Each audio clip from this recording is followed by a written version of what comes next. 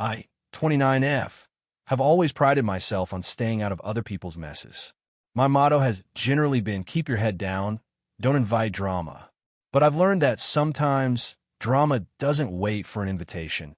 It kicks down your door, especially when it involves the people closest to you. This situation has pushed me so far out of my comfort zone. I'm practically in another zip code, doing things I never imagined.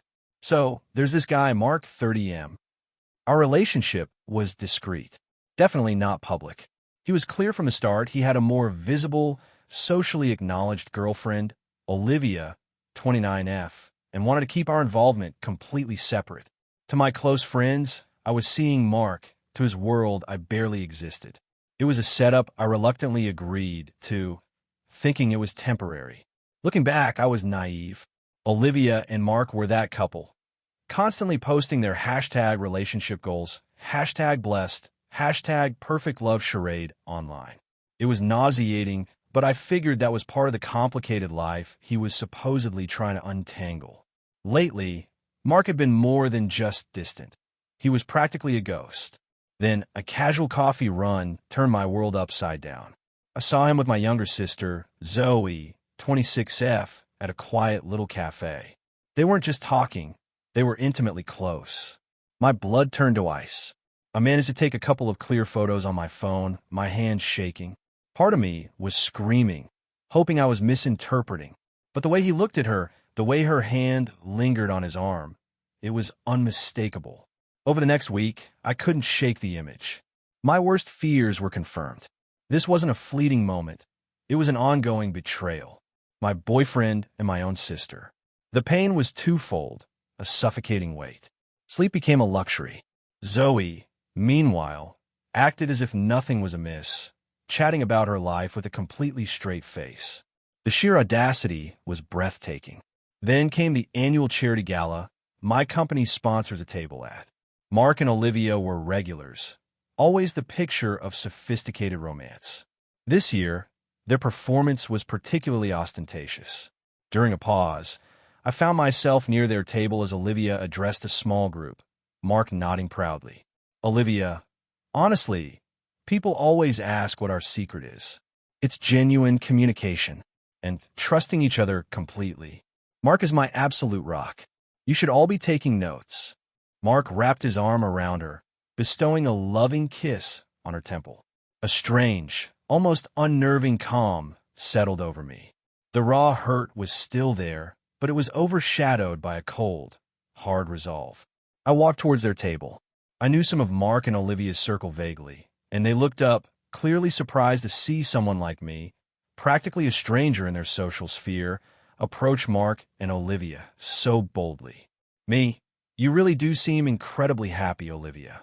It's striking. Olivia, beaming, though slightly surprised. Oh, Qley, thank you. We truly are. Mark visibly tensed. He knew this was far outside any interaction we'd ever had publicly. Me, that's wonderful. In fact, Mark, on the subject of happiness and trust, I believe Olivia deserves to see these. I pulled out my phone, displaying the photos of him and Zoe. Clear, undeniable. Him kissing her, her hand on his thigh. I extended the phone to Olivia. I think that's my sister, Zoe, he's with. Taken last Tuesday. Olivia's brow furrowed. Then she looked at the phone. Her smile shattered. Her face drained of color, then flushed a deep, furious red. Mark, stammering. Qley, what are you doing? This isn't appropriate. Olivia didn't utter a sound. She just stared from the phone to Mark, then back, her chest heaving. Then, with a deliberate slowness, she stood up. And then, slap. The sound echoed through the ballroom. Every head swiveled. She'd struck him hard. The bright red imprint of her hand was stark against his stunned face. Olivia, her voice a low, trembling wire of fury. You and her. Mark was utterly speechless. I just stood there, a sickening dread at the public explosion, yet beneath it, a grim flicker of justice. The first consequence had landed. Now, the real storm is about to break. Update 1 week later. Well, it's been a week since the slapping. The fallout has been intense and messy. Olivia, after her dramatic exit, heard she also doused Mark with champagne, was shattered. She reached out a couple of days later, hesitant, but feeling I was the only one who might grasp Mark's full duplicity. We had a long, candid conversation. She confirmed Mark had been feeding her the perfect relationship narrative for years, all while, as we now both knew, juggling at least 2 other women. Mark and Zoe, pathetic victim playing. Mark told Olivia the photos were a misunderstanding. Zoe was vulnerable, and he was offering comfort. Olivia didn't buy it. Zoe confronted me at our parents' house. No apology, just indignation. Zoe, how could you do that? In public. You embarrassed Mark. You embarrassed me. Me. You were sleeping with my boyfriend, Zoe, who was also Olivia's public boyfriend. Let's discuss embarrassment.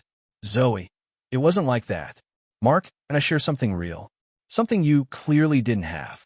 The entitlement was breathtaking. She genuinely seemed to believe she was the injured party. Our parents are trying to stay neutral, wishing it would disappear. Mom keeps saying, families face challenges, Qley. We need to forgive. Then Aunt Carol, Mom's sister, called. Aunt Carol, Qley, dear, I heard about the commotion.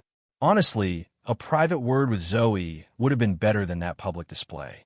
You've upset your mother, and poor Zoe is beside herself. Mark is a charmer. These things happen. Zoe is sensitive. You, as the older sister, should be mending fences for family harmony, not lashing out because you felt overlooked. Me, Aunt Carol, Zoe slept with my boyfriend, who was publicly with Olivia. The display was their doing. My only action was showing the truth. The expectation that I should mend fences was the final straw. Mark, I've heard, is bombarding Olivia with apologies. Not me. He and Zoe are now supporting each other through this ordeal I've apparently inflicted. Good. The deepest cut is Zoe. My sister. Liam has been invaluable, reminding me that exposing the truth was necessary. Olivia texted last night. Heard he's telling anyone who will listen that you were obsessed with him and couldn't handle him moving on. FYI, the character assassination attempts have begun. This is far from resolved, but a cold resolve has settled in. They wove this web. Update 2, 3 weeks later. 3 more weeks, and things have devolved. Mark and Zoe are now officially, publicly a couple, almost defiantly. Their primary strategy: paint me as the unstable, vindictive older sister. Zoe even posted vague Instagram quotes about rising above negativity.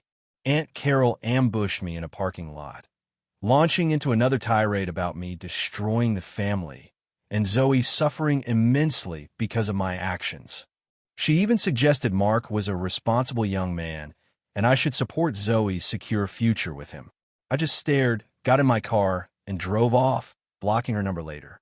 Subtle, dirty tricks surfaced. Distant relatives, clearly primed by Zoe or Aunt Carol, called my parents expressing deep concern over my erratic behavior. Mom, to her credit, is now more annoyed with them. Interestingly, Mark and Zoe tried to manipulate Olivia into thinking I was the grand manipulator. Olivia called me, amused.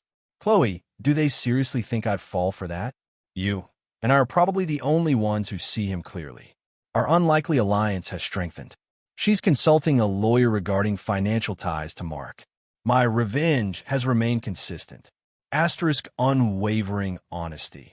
Anyone who inquires gets the calm, unembellished truth with photo evidence if necessary. Mark was my discreet boyfriend. He was also Olivia's public boyfriend. He then began an affair with my sister, Zoe. I provided Olivia with the proof. Those are the facts. Asterisk strategic disengagement with the antagonists. I offer Mark and Zoe nothing. No reactions. This frustrates them more than any argument. Asterisk solidarity with Olivia. Supporting her feels constructive. Consequences for Mark and Zoe are accumulating, not for my direct actions now, but as the inevitable result of their choices. Several acquaintances have distanced themselves. My parents told Zoe they are profoundly disappointed in her choices and lack of remorse. Zoe apparently threw a tantrum after a respected family friend bluntly called her behavior appalling. The most ironic part? Mark and Zoe are stuck with each other. It's no longer about active vengeance. It's observing natural consequences. And yes, there's a quiet, grim satisfaction in that. Final update, 6 months later. Roughly 7 months since the slap. Life moves on, and the dust has largely settled. The smear campaign died once the unvarnished truth and photos circulated. Aunt Carol still forwards saccharine chain emails about forgiveness, which I delete. Some family ties, once severed by such betrayal, are best left unrepaired. Mark and Zoe, I hear via the grapevine, are still together. Their epic love story appears to be a cautionary tale. Reality hit them hard. Mark's charm wore thin. Zoe, always preferring comfort, discovered Mark wasn't her knight in shining armor, especially with his financial repercussions from Olivia. Whispers of bitter arguments and Zoe's complaints about Mark not living up to her expectations are common. Socially, they remain largely isolated. Extended family is polite but cool. Major family events are palpably awkward. At the last one, they huddled in a corner, radiating discontent. It wasn't triumphant for me, just a somber affirmation of their choices. Olivia is thriving. New relationship, new lease on life. She and I remain friendly. We rarely speak of Mark or Zoe. My relationship with my parents has gradually improved. They've witnessed Zoe's continued lack of genuine remorse. My mother even offered a quiet apology for initially pressuring me to forgive and forget. As for me, genuinely well. This ordeal, though painful, was a harsh but effective crucible. It taught me about boundaries, trusting instincts, and the true characters of those I knew. I've focused on my career, rekindled positive friendships, and am savoring a drama-free existence. Liam remains my steadfast platonic rock. The revenge wasn't orchestrating their downfall. It was unflinchingly holding a mirror to their actions and allowing them to live with the reflection. The satisfaction comes not from their current unhappiness, but from the undeniable reality that their entitled machinations to control the narrative and evade consequences failed spectacularly. They received exactly what their actions merited, served not by my hand, but by the inevitable weight of their own choices. And watching them grapple with that, while I built a better life. Chef's kiss. Good riddance.